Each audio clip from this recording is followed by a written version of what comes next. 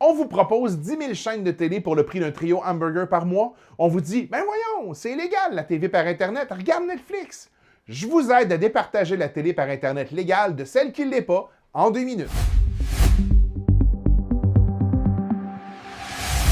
Vous avez déjà entendu l'expression IPTV, mais ça veut dire quoi exactement? En gros, c'est juste le concept d'écouter la télé par Internet. Mais, vous vous en doutez, c'est pas parce que c'est disponible sur Internet que c'est nécessairement légal. Pourquoi c'est pas toujours légal? Quelle est la différence? Commençons par le légal, les évidences. Netflix, Tout.tv, Elix, Bell, Fibe, MyCanal, Disney+, Molotov TV, Amazon Prime et j'en passe.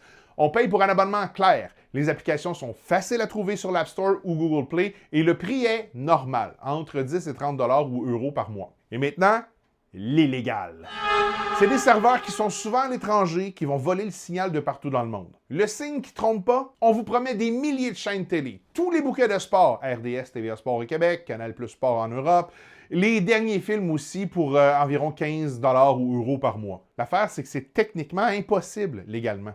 Vous écoutez un signal volé, puis l'argent va à 100% à des malfaiteurs. Et en passant, ce que je dis est aussi vrai pour les sites de torrents et les sites de streaming de films, même gratuits. Ça reste du vol. Puis les autorités ont arrêté de s'amuser. Au Canada comme en Europe, le CRTC, l'ARCOM et autres équivalents autorisent maintenant le blocage dynamique de sites, ce qui veut dire que vous pourriez perdre votre signal en plein milieu de votre visionnement des Teletubbies. Au Canada, posséder ou vendre des boîtes Android préconfigurées avec des logiciels pirates, c'est illégal.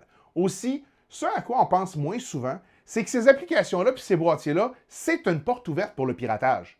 Premièrement, vous donnez votre courriel et votre numéro de carte de crédit à des organisations criminelles, souvent situées dans des paradis fiscaux, et vos informations se ramassent sur le dark web. Ensuite, l'application que vous installez sur votre télé ou sur votre boîte Android, c'est certain que c'est pas propre. Ça peut contenir des logiciels espions. Ça peut scanner les réseaux Wi-Fi domestiques pour voler les mots de passe bancaires ou accéder même à vos caméras de sécurité. Et enfin, zéro fiabilité. Vous payez un abonnement d'1 an puis le serveur ferme après 2 semaines après une saisie de police. Aucun recours possible. Votre argent s'est envolé. Salut, futur moi en train de faire du montage qui a oublié de dire une chose importante, c'est que Netflix et autres services légaux payent les droits d'auteur, eux.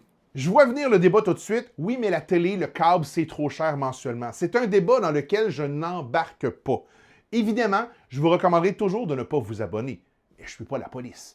Rappelez-vous seulement que ça peut avoir l'air intéressant à première vue, mais avant de passer à l'IPTV illégal, demandez-vous quand même si le risque vaut quelques dollars par mois. Si vous avez appris quelque chose, aimez et partagez. Et si vous avez des suggestions de sujets pour moi, écrivez-les en commentaire.